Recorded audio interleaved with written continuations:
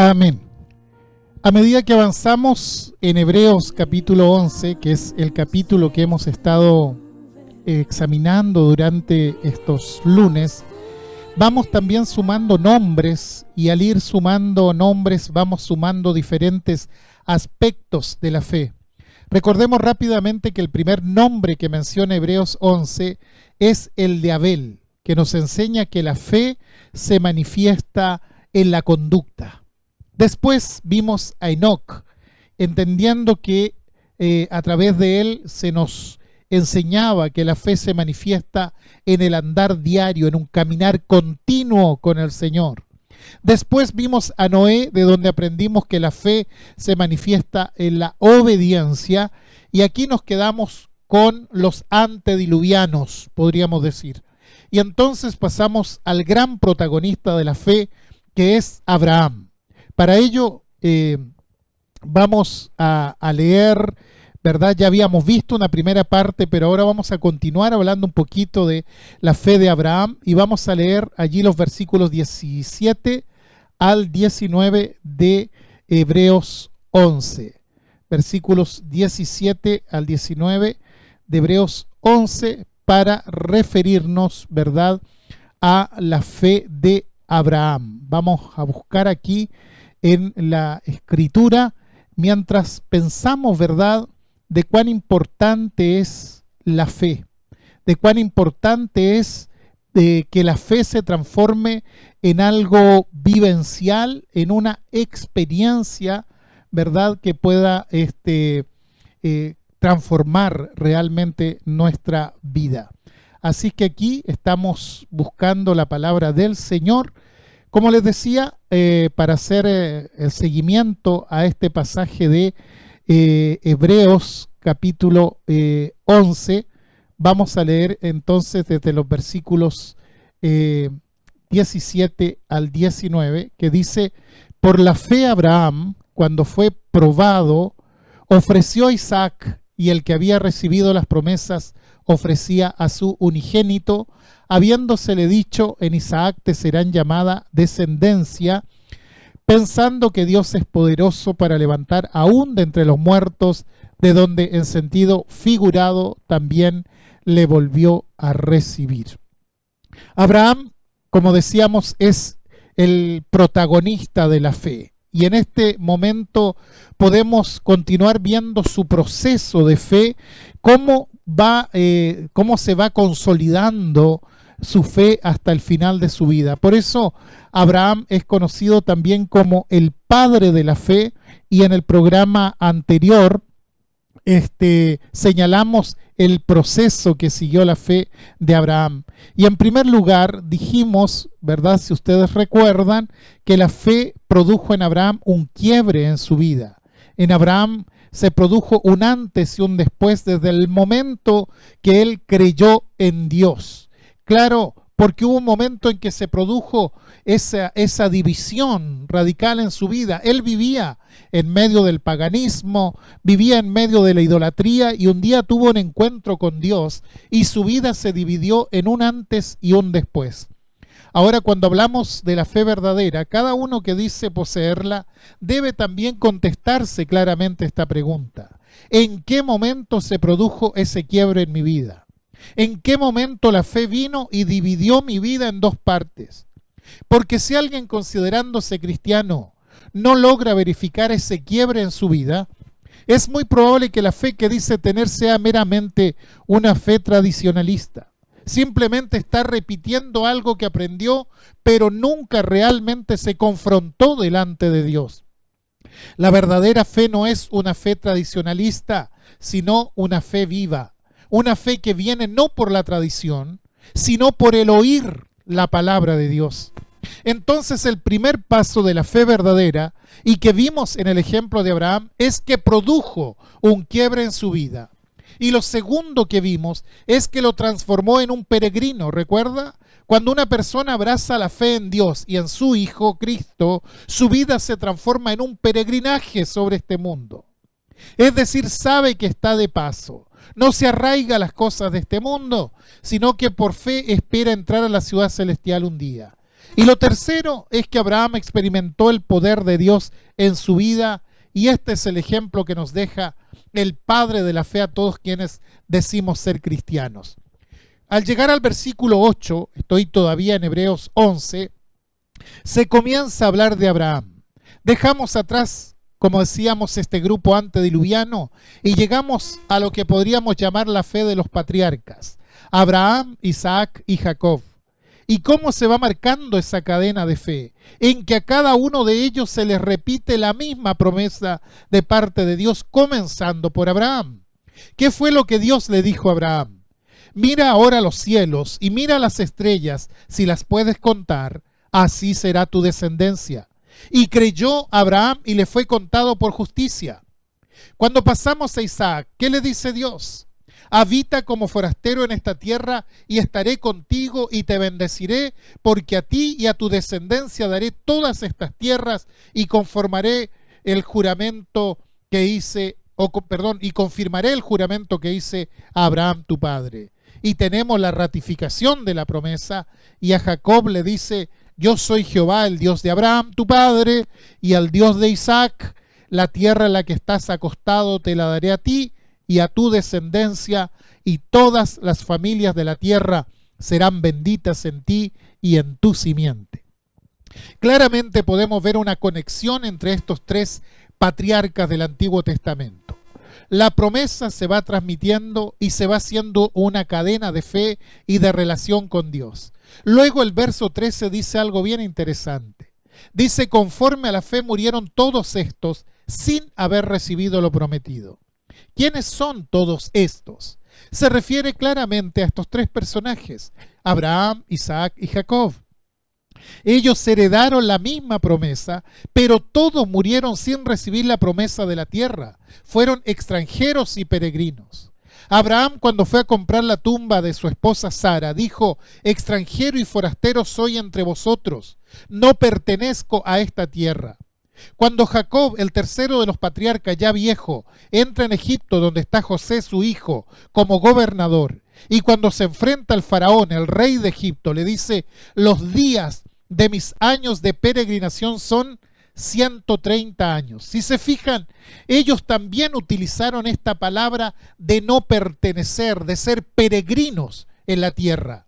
Y allí en Génesis 47:9 agrega: pocos y malos han sido los días de los años de mi vida, y no han llegado a los días de los años de la vida de mis padres en los días de su peregrinación. Es decir, ellos esperaban algo que no alcanzaron a ver en vida, ¿verdad? A ellos se les prometió algo que no alcanzaron a ver porque murieron sin haber recibido lo prometido, pero ellos esperaban lo que está más allá, en la eternidad. Quiere decir entonces que en la mentalidad de ellos estaba este tema de: nosotros somos peregrinos en este mundo.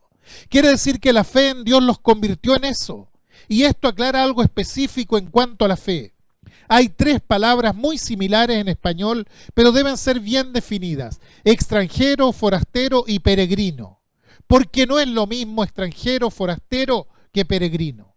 Y de estas tres palabras, la Escritura subraya la palabra peregrino.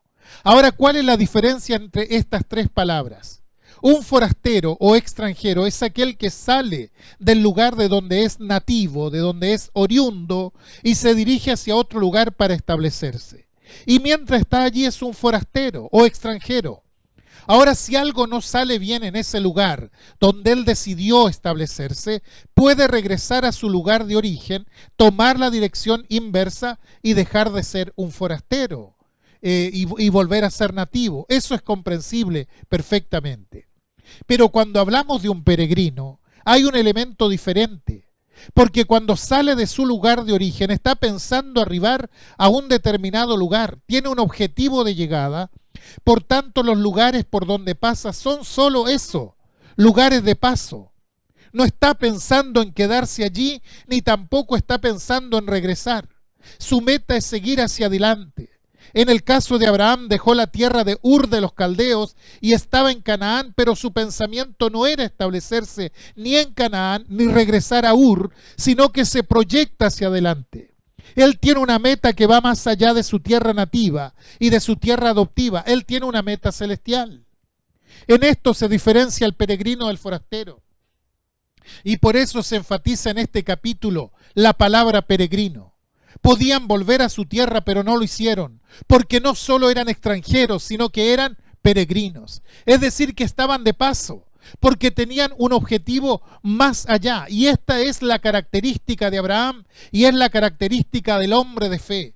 Están solo de paso. La meta está arriba, en la santa ciudad que el Señor fue a preparar, por tanto no se enredan en los negocios del mundo, no se arraigan a lo terrenal. Dice el capítulo 11 de Hebreos desde el verso 13, conforme a la fe murieron todos estos, sin haber recibido lo prometido, sino mirándolo de lejos, y creyéndolo y saludándolo y confesando que eran extranjeros y peregrinos sobre la tierra, porque los que esto dicen claramente dan a entender que buscan una patria, pues si hubiesen estado pensando en aquella de donde salieron, ciertamente tenían tiempo de volver, pero anhelaban una mejor, esto es celestial, por lo cual Dios no se avergüenza de llamarse Dios de ellos, porque les ha preparado una ciudad. Abraham miraba hacia adelante, y esto demuestra que la fe verdadera es la que nos hace ir hacia adelante, nunca hacia atrás. La verdadera fe, la fe en Jesucristo, nos hace avanzar, nos impide retroceder. Cuando Abraham va a Egipto, cae y Dios lo vuelve a poner en el camino, porque como peregrino su deber era ir hacia adelante, no hacia atrás. Y volver a cualquier país pagano, sea Egipto, sea Babilonia, era retroceder en su propia vida. Y esto nos da una dimensión de lo que es la fe. La vida de fe es una meta que está más allá de nosotros y una meta que está hacia adelante, una meta que no se acaba en este mundo, una meta que tiene una esperanza trascendente, que tiene un destino celestial. Quiere decir esto que el cristiano está direccionado hacia ese futuro. El cristiano no es un nómade, el nómade gira en el mismo lugar. Tampoco es un extranjero, porque un extranjero se asienta definitivamente en otra tierra, pero el peregrino no. El peregrino pasa y se proyecta hacia adelante, y por eso aquí se subraya el hecho de que ellos eran peregrinos. La fe es la certeza de lo que se espera, es decir, está hacia adelante. Hay algo que nosotros esperamos, lo que está por venir. Vamos hacia un futuro que no conocemos porque estamos en el tiempo, y es la convicción de lo que no se ve. En otras palabras, avanzamos hacia un mundo espiritual que no lo podemos percibir porque estamos rodeados del mundo material. Ahora, esto de ser peregrino no significa que una persona no se ha de involucrar en la sociedad donde se encuentra. Vemos a Abraham involucrado en la sociedad donde estaba. Hay algunos episodios de su vida que muestra que él estaba involucrado en la sociedad cananea, pero siempre como ajeno, no como participante de la mentalidad cananea. Y era una bendición la presencia de Abraham para ellos. No sé si recuerdan cuando aparece un reyezuelo conquistador de nombre Kedorlaomer. Y resulta que Kedorlaomer ataca a varias tribus porque quiere someterlas y las saquea. Entonces Abraham, que sabe que en Sodoma está su sobrino Lot, en medio de todo esto interviene con su gente, los defiende de los atacantes y hace huir a Kedorlaomer. Quiere decir que para todos esos pueblos Abraham fue una bendición. Y cuando llegó el momento de repartir el botín, él dijo: no, puedo ser una bendición guiando todo esto, pero lo que recibo no viene de ustedes, sino de Dios. Quiere decir que Abraham tenía una visión muy clara de que tenía que bendecir cuando podía a esa gente, pero de ninguna manera tomar ganancia de eso. Si él recibía lo que le daban del botín, él pasaba a ser un jeque más de los que había en Canaán, y él dice: no, yo no soy eso. Y esto es muy interesante porque muestra un hombre que se involucra en su sociedad, que beneficia a su sociedad, pero que mantiene la distancia. ¿Por qué? Porque él es un peregrino. Cuando Sodoma y Gomorra iban a ser destruidas, ¿qué es lo que hace Abraham? Intercede por estas ciudades y pide la bendición de esos pueblos y ora por ellos y discute con Dios a ver si es válido eso que va a hacer. No por Sodoma y Gomorra, que él sabe que merecen el castigo, sino porque podría haber algún justo en medio de ellas, lo que indica que él estaba involucrado dentro de la sociedad, que él conocía la problemática que había en la sociedad. Cuando fue a comprar la tierra para sepultar a su esposa, Resulta que no se la querían vender, se la querían regalar. Indica que su presencia era estimada en ese lugar, pero él dice, no, yo voy a pagar por esto. En otras palabras, como peregrino participaba de la sociedad, pero sabe que no debe involucrarse más allá porque mi meta está más allá todavía. Si llevamos esto a nuestra experiencia como cristianos, es muy importante tener en cuenta esto, porque como cristianos estamos en dos mundos, por decirlo de alguna manera. Estamos en el mundo de Dios, pero también estamos en el mundo terrenal, y el compromiso con el mundo terrenal, el de todos los días, no lo tenemos que evitar de ninguna manera. Dios llamó a Abraham para hacer bendición, bendición a todas las naciones de la tierra. Entonces, si él podía bendecir, bendecía, y lo hacía poniendo lo mejor de él en eso, pero nunca se comprometía a ser parte de eso. Y aquí tenemos un gran ejemplo acerca de la relación que debe haber entre el cristiano y la sociedad. Todas las acciones sociales de Abraham son acciones orientadas a la bendición, pero nunca se olvidó que él era un peregrino sobre la tierra. Por eso se subraya aquí el tema del peregrinaje de Abraham. Y esos años que él pasó en aquel lugar, que no era su tierra definitiva, le permitieron ir creciendo espiritualmente y prepararse para lo que venía más adelante. Entonces, como cristianos, somos peregrinos, pero estamos aquí y tenemos que ser bendición para los demás. Esa es la tarea del hombre, de la mujer de fe. Saber cómo puedo ser bendición. Y realmente somos bendecidos cuando somos bendición. El que no es de bendición, no espere ser bendecido. Hay una línea de comunicación entre lo que yo recibo y lo que yo doy. Porque si yo doy de lo que recibo, entonces la bendición se renueva en mí. Por eso el cristiano tiene que buscar ser bendición al otro que tiene al lado, porque eso es lo que ayuda a su crecimiento espiritual. Sigamos con los pasajes siguientes, ya para ir culminando.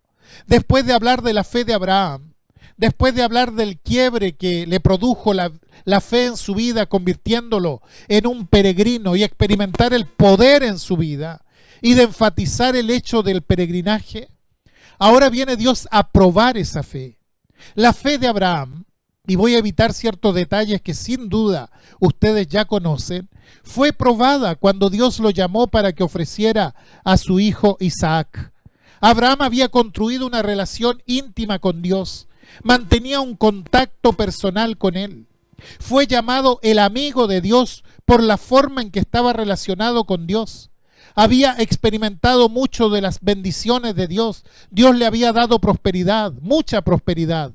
No era un ganadero, pero se enriqueció como si lo fuera.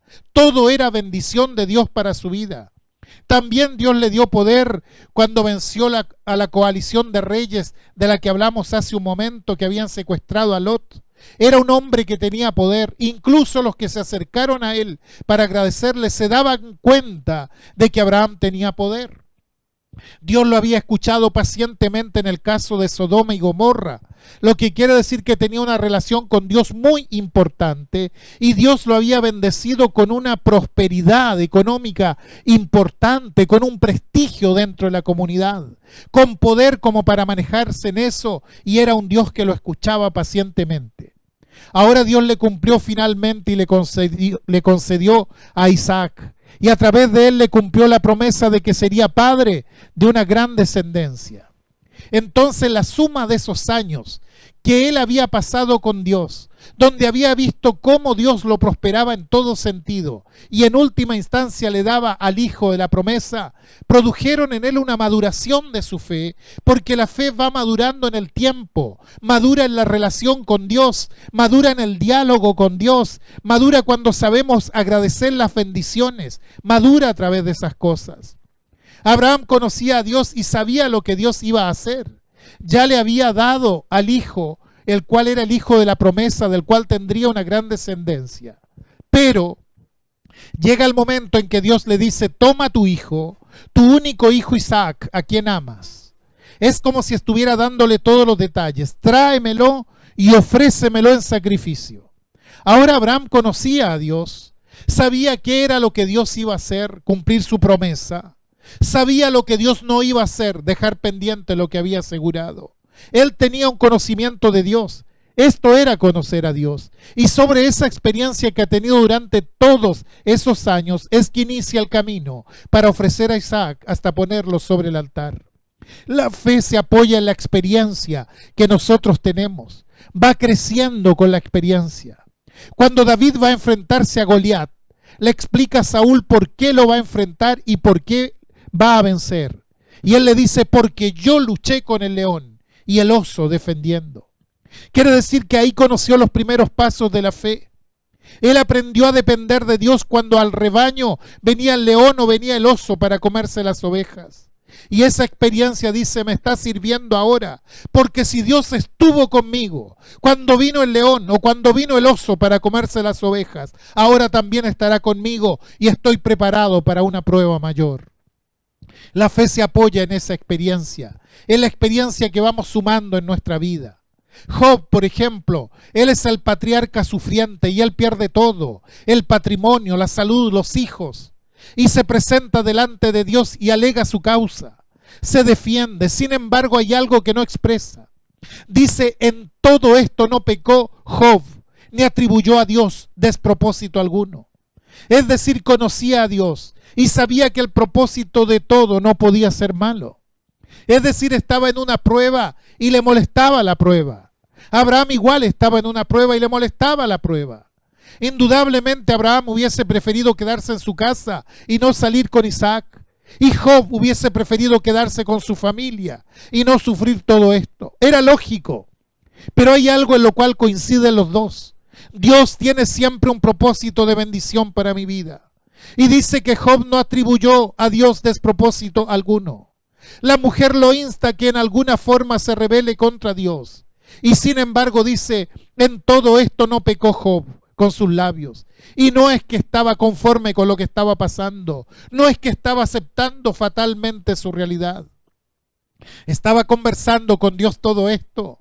Pero había algo que era muy importante. Y es que él sabía que aun cuando él estuviera sufriendo y estuviera perdiendo el propósito de Dios, era para bendición de su vida. Porque el propósito de Dios, estimados, siempre es para bendición. Y él lo conocía lo suficiente. Entonces, cuando pasamos por una prueba, es lógico que nos sintamos incómodos. A nadie le gusta ser probado. Es lógico, ¿verdad? Estoy seguro de que Abraham sufrió durante esos 3 días de camino hasta llegar al lugar donde debía sacrificar a su hijo. Se le hizo difícil. Dios no le dijo, pon a tu hijo que está en el altar que está ahí al lado de tu tienda. No, él le dijo, tienes que ir 3 días de camino. Fueron 3 días agónicos. Pero ¿cómo se sostuvo? Se sostuvo porque conocía que el propósito de Dios se iba a cumplir y que no había un despropósito en todo eso. La suma de toda la experiencia que él tenía con Dios le hacía entender que la prueba era difícil, que el asunto era realmente tremendo para él, pero que el propósito de Dios era siempre de bendición. Y la fe de Abraham se apoyaba justamente en esa experiencia. Dice, habiendo recibido la promesa, ofreció a su unigénito, habiéndosele dicho, en Isaac te será llamada descendencia. Fíjese el detalle de Hebreos, dice, por la fe Abraham, cuando fue probado, ofreció a Isaac, y el que había recibido las promesas, ofrecía a su unigénito, habiéndosele dicho, en Isaac te será llamada descendencia. Es decir, Abraham tenía claro que a partir de Isaac tendría descendencia y Dios va a cumplir su promesa. Dios va a resolver el conflicto. Ahora, ¿cómo lo va a hacer? Esto es lo interesante. En aquel momento no era fácil hacer fuego. Y se dice que Abraham llevó el fuego y llevó el cuchillo. ¿Por qué? Porque no era fácil encender una fogata. Entonces lo llevaban de un lado para otro el fuego, dentro de unos cacharros de greda. ¿Me comprende? Abraham llevó el fuego y el cuchillo, lo que quiere decir que para él el sacrificio se iba a hacer. Y el sacrificio era un sacrificio quemado, por tanto, llevaba el fuego y llevaba el cuchillo, ambas cosas. Ahora no estaba en el pensamiento de Abraham de si sufro aquí, Dios me va a premiar en la eternidad, o voy a ser dichoso en el cielo, no. Él creía en las promesas de Dios aquí y ahora, como diciendo, Dios me dijo que va a haber descendencia, y descendencia va a haber. Entonces, ¿qué pensaba Abraham en ese momento? Lo revela la carta a los Hebreos cuando dice, pensando que Dios es poderoso para levantar aún de entre los muertos. En otras palabras, él decía, aunque yo mate a mi hijo en sacrificio, Dios puede devolvérmelo porque tiene ese poder. No sé cómo, pero sé que Dios va a cumplir su promesa, porque me habló y me dijo que en este hijo yo iba a tener descendencia. Por lo tanto, la fe de Abraham era una fe tremenda, era una fe que creía en la resurrección. Si Dios me dijo que fuera hasta allí, habiéndome dicho que en mi hijo yo voy a recibir descendencia, puedo quitarle la vida, pero Dios lo puede resucitar. Y el autor de Hebreos dice, bueno, figuradamente, él desde allí lo volvió a concebir, en sentido figurado. Porque para él, en su proceso doloroso, ya había matado virtualmente a su hijo Isaac. Por eso dice, lo recibió más allá de la muerte. Dios lo detiene justo en el último momento y lo detiene en un acto que es incomprensible para Abraham. Abraham no entiende por qué lo está haciendo, pero entiende que Dios le dijo que tenía que hacerlo y por tanto tiene que cumplir. Porque esto no pasa por la razón. No lo puede entender. Este es el momento en que la fe realmente manifiesta el poder de estar por encima de la razón. La razón es, yo jamás le haré algo así a mi hijo. Ni aunque Dios me lo diga, jamás pondré un dedo sobre él. Acá se demuestra que la fe va más allá. ¿Y en qué confiaba Abraham? En la inmutabilidad de Dios. Es decir, Dios no cambia. Lo que dijo lo va a cumplir, en la misericordia de Dios, en el amor de Dios, en la racionalidad de Dios. Todo esto formaba el conjunto de la fe. El apóstol Pablo, cuando escribe a los Corintios, dice, no les ha sobrevenido ninguna tentación que no sea humana, pero fiel es Dios que no os dejará ser tentados más allá de lo que podáis resistir, sino que dará juntamente con la tentación la salida para que podáis soportar. Siempre aparecen cosas que se transforman rápidamente en tentaciones para nuestra vida. La gran tentación de Abraham, y me imagino a Satanás discutiendo con Abraham sobre cómo es posible que un Dios que se dice ser un Dios de amor de pronto venga y te pida quitarle la vida a tu hijo. Estimado, la tentación de la apostasía, de decir todo va bien hasta aquí, pero esto que me pide no se lo voy a dar. Sin embargo, Abraham vence esa tentación y vence porque conoce a Dios, sabe quién es Dios. Hay pruebas personales de fe que todos tenemos que atravesar en nuestra vida. Cada uno tiene una presión y Dios sabe hasta dónde puede soportar cada uno. Dios sabe exactamente hasta dónde podemos soportar y muchas veces nos lleva hasta el límite, como en el caso de Abraham. Pero es la forma de fortalecer la fe, como el entrenador de un deportista que lo lleva hasta el máximo de su rendimiento porque sabe que es la forma de fortalecerlo. Cada prueba viene con un propósito. Cuando David enfrentaba a los leones y a los osos, Dios tenía un propósito para él.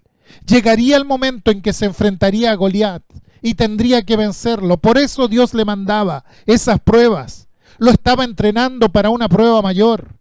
Y cuando llega el momento, David demuestra tener una fortaleza que no tenía nadie en todo el ejército, siendo que él no era soldado. José tuvo que soportar la presión de la injusticia. Fue puesto en la cárcel por un falso testimonio y de los hijos de Jacob él era el más bueno, podríamos decir, el más noble, el más sincero. Sin embargo, fue vendido como esclavo y como esclavo lo mandaron a la cárcel, pero Dios lo estaba preparando y lo preparó para llevarlo a un lugar que era superior a todo lo que él podía aspirar, lo que indica que cada prueba que viene a nuestra vida siempre tiene un propósito final de bendición. Y el asunto es que yo aprenda a depender de Dios, de la inmutabilidad de Dios, de la misericordia, del amor y de la racionalidad de Dios. Todos nosotros tenemos algún Isaac en nuestras vidas. Y en algún momento Dios nos dice, quiero que me lo entregues. ¿Estás dispuesto? Y ahí es donde se desencadena el gran drama en nosotros. Y es donde aprendemos que la fe también consiste en eso. Es la fe llevada al límite. Entonces, cuando se dice en la Biblia que Abraham es el padre de la fe realmente, lo que está diciendo es que él creyó en Dios, no dudó en nada y nos está dando junto con Él una visión completa y acabada de lo que tiene que ser la fe para cada uno de nosotros.